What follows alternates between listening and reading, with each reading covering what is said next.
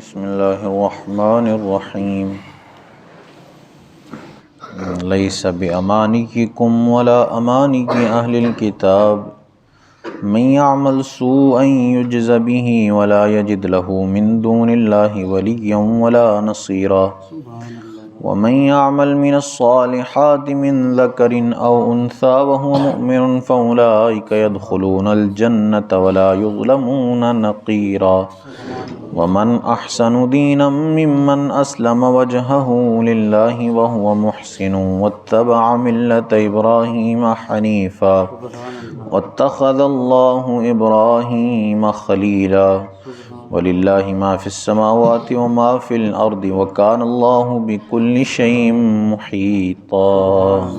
صدق اللہ مولانا العظیم الصلاة والسلام علیکہ سیدی یا رسول اللہ وعلی آلک واصحابک یا سیدی یا حبیب اللہ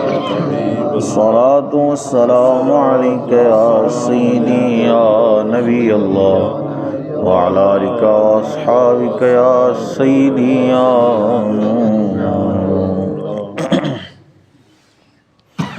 ليس بأمانيكم ولا أماني أهل الكتاب کام نہ کچھ تمہارے خیالوں پر ہے ولا امانی اہل الکتاب اور نہ کتاب والوں کی ہوس پر من يعمل سوءا يجز به جو برائی کرے گا اس کا بدلہ پائے گا ولا يجد له من دون الله وليا ولا نصيرا اور اللہ کے سوا نہ کوئی اپنا حمایتی پائے گا نہ مددگار ومن يعمل من الصالحات اور جو کچھ بھلے کام کرے من ذکر او انثی مرد ہو یا عورت وہو مؤمن اور وہ مسلمان ہو فاولئک يدخلون الجنہ تو وہ جنت میں داخل کیے جائیں گے ولا یظلمون نقیرا اور ان پر تل برابر بھی ظلم نہ کیا جائے گا۔ یہاں کافروں کو یہ بتایا گیا، تنبیہ کی گئی کہ تم جو اپنے بتوں کے بارے میں گمان میں ہو کہ یہ تمہارے سفارشی بنیں گے،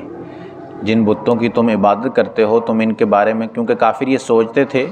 کہ جن بتوں کی ہم عبادت کرتے ہیں کل بروز قیامت یہ اللہ کی بارگاہ میں ہماری سفارش کریں گے اور ہمیں جنت لے جائیں گے۔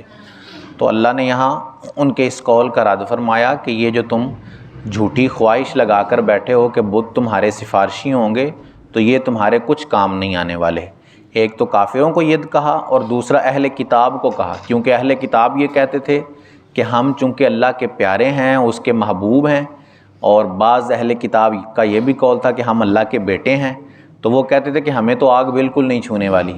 یہاں تو ہم جہنم میں جائیں گے ہی نہیں، اور اگر جائیں گے بھی تو بس گنتی کے چند دن جائیں گے جہنم میں، اس کے بعد پھر جو ہے وہ جہنم سے نکل آئیں گے۔ تو اس کا بھی رد اس آیت میں اللہ نے فرمایا کہ یہ بھی ان کی صرف ہوس اور خواہش ہی ہے، حالانکہ اس کے مطابق ایسا کچھ بھی نہیں ہونے والا۔ اللہ نے آگے فرما دیا، ایک قاعدہ بیان کر دیا کہ جو برائی کرے گا اس کا بدلہ اس کو مل کر ہی رہے گا، چاہے وہ یہودی ہے، چاہے وہ نصرانی ہے، عیسائی ہے، کافر ہے، مشرک ہے، جو بھی ہے، جس نے برائی کی اس کا بدلہ اس کو ضرور دیا جائے گا۔ یہ نہیں ہے کہ اس کے نسب کی وجہ سے یا اس کی قوم کی وجہ سے اس کو چھوڑ دیا جائے گا، بلکہ اس کی برائی کا بدلہ اس کو پورا دیا جائے گا۔ اور اسی طرح آگے فرمایا کہ جو اچھائی کرے اور ہو مومن،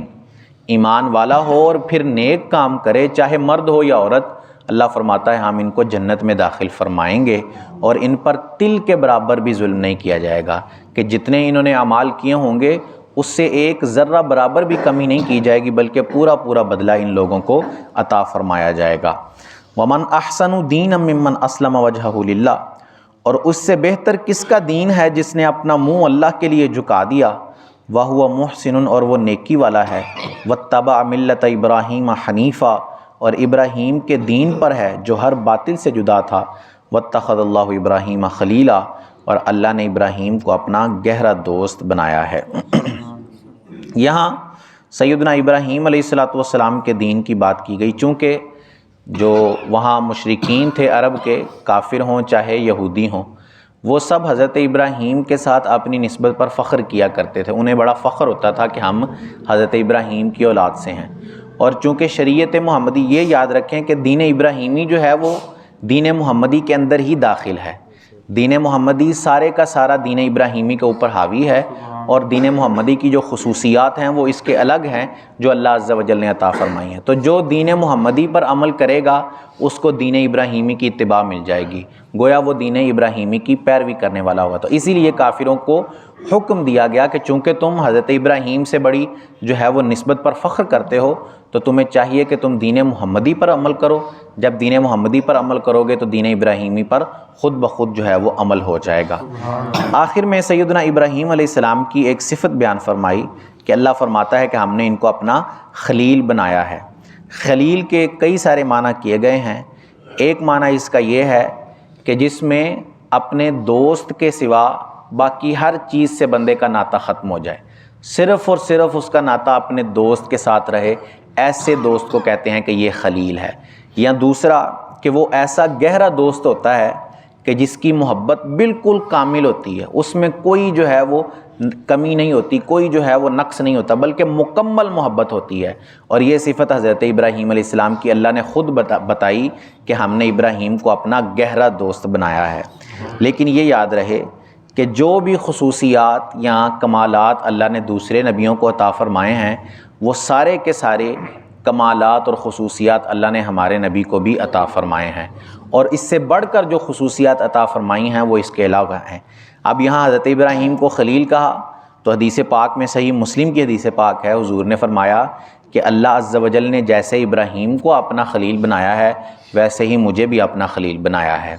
پھر یہ فرمایا خلیل، لیکن حضور نے اپنے بارے میں فرمایا کہ میں اللہ کا حبیب بھی ہوں۔ اسی حدیث پاک میں ہے کہ حضور نے فرمایا کہ میں اللہ کا حبیب ہوں، اور یہ بات فخر کے طور پر نہیں کہتا، یہ کوئی فخر نہیں کرتا اس بات پر، بلکہ یہ اللہ کی رحمت ہے کہ اس نے مجھے اپنا حبیب بنایا ہے۔ علماء نے حبیب اور خلیل کی جو ہے وہ چند فرق بھی واضح کیے ہیں کہ حضرت ابراہیم خلیل ہیں اور ہمارے آقا صلی اللہ علیہ وآلہ وسلم اللہ کے حبیب ہیں۔ خلیل ہیں حضرت ابراہیم، لیکن اللہ کی بارگاہ میں انہوں نے دعا کی وَلَا تُخْزِنِي يَوْمَ يُبْعَثُونَ کہ مجھے قیامت کے دن رسوا نہ فرمانا۔ یہ دعا کی حضرت ابراہیم نے اللہ کی بارگاہ میں کہ مجھے قیامت کے دن رسوا نہ فرمانا۔ یہ خلیل کا مرتبہ ہے۔ اور حبیب کا مرتبہ کیا ہے؟ سورہ تحریم میں اللہ عز و جل نے خود حضور کو فرمایا کہ ہم آپ کو اور آپ کے صحابہ کو قیامت کے دن رسوائی سے بچانے والے ہیں، خود فرمایا۔ وہاں دعا کی حضرت ابراہیم نے، لیکن یہاں اللہ عز و جل نے خود حضرت سیدنا سرکار علی وقار کو فرمایا کہ ہم جو ہے وہ تم کو رسوائی سے بچانے والے ہیں۔ تو یہ جو ہے وہ فرق اور بھی جو ہے وہ علماء نے بیان فرمائے ہیں خلیل اور حبیب کا۔ اور یہ بات یاد رہے کہ سب سے افضل و اعلیٰ ہمارے آقا صلی اللہ تعالیٰ علیہ وآلہ وسلم ہی ہیں، اور ہمارے آقا کے بعد جو سب سے افضل نبیوں میں نبی ہیں وہ سیدنا ابراہیم علیہ السلام ہیں۔ وَلِلَّهِ مَا فِي السَّمَاوَاتِ وَمَا فِي الْأَرْضِ، اور اللہ ہی کا ہے جو کچھ آسمانوں میں ہے اور جو کچھ زمین میں ہے۔ وَكَانَ اللَّهُ بِكُلِّ شَيْءٍ مُحِيطًا، اور اللہ ہر چیز پر قابو رکھنے والا ہے۔ یہاں اللہ عز و جل نے اپنی قدرت کا ذکر فرمایا ہے کہ دنیا و آسمانوں میں اور زمین کے اندر جتنی چیزیں ہیں وہ ساری کی ساری اللہ کی ملکیت میں آتی ہیں، کوئی چیز اس کی ملکیت سے خارج نہیں ہے۔ کسی کو جو بھی ملتا ہے وہ سب اسی کی عطا سے ملتا ہے، اگر وہ اپنی عطا روک لے تو کسی کے پاس کچھ بھی نہیں ہے۔ حدیث پاک میں آتا ہے اللہ عز و جل، حدیث قدسی ہے، حضور نے فرمایا، اللہ ارشاد فرماتا ہے کہ اے میرے بندو تم سب کے سب فقیر ہو سوائے اس کے جس کو میں عطا کروں، تو تم مجھ سے مانگو کہ میں تمہیں عطا فرمانے والا ہوں۔ یہ اللہ عز و جل جو ہے وہ حدیث پاک میں خود ارشاد فرماتا ہے۔ وَيَسْتَفْتُونَكَ فِي النِّسَاءِ، اور تم سے عورتوں کے بارے میں فتویٰ پوچھتے ہیں۔ قُلِ اللَّهُ يُفْتِيكُمْ فِيهِنَّ، تم فرما دو کہ اللہ تمہیں ان کا فتویٰ دیتا ہے۔ وَمَا يُتْلَى عَلَيْكُمْ فِي الْكِتَابِ، اور وہ جو تم پر قرآن میں پڑھا جاتا ہے، فِي يَتَامَى النِّسَاءِ اللَّاتِي، ان یتیم لڑکیوں کے بارے میں کہ لا تؤتونہن ما کتب لہن، تم انہیں نہیں دیتے جو ان کا مقرر ہے، وترغبون ان تنکحوہن، اور انہیں نکاح میں بھی لانے سے منہ پھیرتے ہو،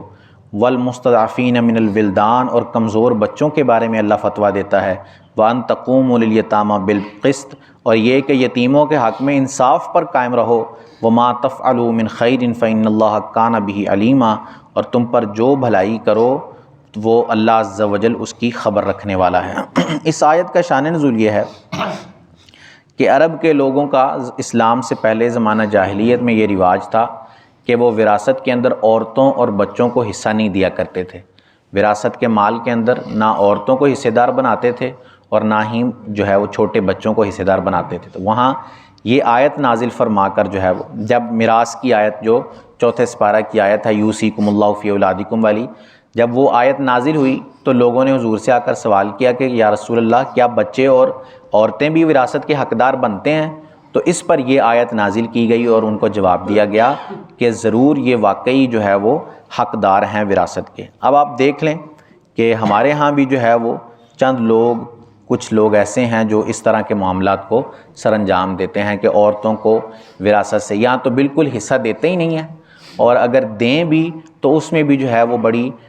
بوجھل دل کے ساتھ جو ہے وہ ان کو حصہ دیتے ہیں، اور کوشش یہی ہوتی ہے کہ وہ اپنا حصہ جو ہے وہ معافی کر دیں اور سارے کا سارا حصہ جو ہے وہ ہمارے پاس آ جائے۔ اب بہن کو حصہ دیا، اب اس کے ساتھ رویہ کچھ اس طرح کا اختیار کیا کہ وہ بیچاری جو ہے وہ اپنا حصہ خود ہی واپس کر دے کہ میرا رشتہ تو قائم رہے، ایک حصے کے پیچھے میں اپنا رشتہ تھوڑی توڑوں گی اپنے بھائیوں کے ساتھ، تو وہ بیچاری اپنا حصہ خود ہی واپس کر دیتی ہے۔ تو یہ سارے معاملات یہ کافروں کے معاملات تھے۔ زمانہ جاہلیت کے جو جاہل لوگ تھے وہ یہ کام کیا کرتے تھے۔ جب سرکار آ گئے اسلام لے کر تشریف لائے میرے آقا، تو حضور نے واضح بیان فرما دیا کہ ماں کا کتنا حصہ بنے گا، بہن کا کتنا حصہ بنے گا، یہ ساری چیزیں صراحت کے ساتھ شریعت نے بیان فرما دی ہیں۔ اب جو ان کے خلاف چلے گا تو وہ اللہ عز و جل کے حکم کی نافرمانی کرنے والا ہوگا، اور جو اللہ کے حکم کی نافرمانی کرے تو اس کے غضب کا ضرور شکار ہو جائے گا۔ تو ہمیں جو ہے وہ جو حکم دیا گیا ہے شریعت کے مطابق اس کے مطابق عمل کرنا چاہیے۔ یہ نہیں دیکھنا چاہیے کہ ہماری عقل میں کیا آتا ہے، ہماری جو ہے وہ عقل اس کام تک پہنچتی ہے نہیں، کیونکہ اللہ کے ہر کام میں حکمت ہوتی ہے۔ بہت ساری چیزیں ہمیں جو ہے وہ بری نظر آ رہی ہوتی ہیں، لیکن اس میں اللہ نے ایسی اچھائی رکھی ہوتی ہے کہ وہ ہمیں کافی ہو جاتی ہے۔ اللہ فرماتا ہے کہ قریب ہے کہ کئی ایسی چیزیں جو تم ناپسند کرو اس میں ہم نے بھلائی رکھی ہو، اور کئی ایسی چیزیں ہوں جو تمہیں پسند ہوں لیکن اللہ نے اس کے اندر تمہارے لیے بھلائی نہ رکھی ہو، تمہارے لیے برکت ہی نہ ہو۔ تو اپنی عقل کے گھوڑے نہیں دوڑانے چاہیے، یہ نہیں دیکھنا چاہیے کہ ہماری عقل کیا کہتی ہے، بلکہ دیکھنا چاہیے کہ شریعت کیا کہتی ہے۔ شریعت کے مطابق ہر کام کو انجام دینے کی کوشش کرنی چاہیے۔ اللہ عز و جل سے دعا ہے کہ اللہ عز و جل ہمیں عمل کی توفیق عطا فرمائے۔ آمین بجاہ خاتم النبیین صلی اللہ علیہ وسلم۔ اللہم صلی علی سیدنا و مولانا محمد معدن الجود والکرم وآلہ وبارک وسلم۔ مالک کریم عز و جل نماز فجر ادا کرنا، درس کرنا، سننا اپنی بارگاہ میں قبول فرما، غلطیاں کوتاہیاں اپنے فضل و کرم سے معاف فرما، ہم سب کی، ہمارے ماں باپ کی اور رسول اکرم صلی اللہ علیہ وسلم کی ساری امت کی بخشش فرما، ہم سب کو خلوص و استقامت سے 5 وقت باجماعت نماز پڑھنے کی توفیق عطا فرما، ہم سب کا خاتمہ بالایمان فرما، ہم سب پر اپنی نظر رحمت فرما۔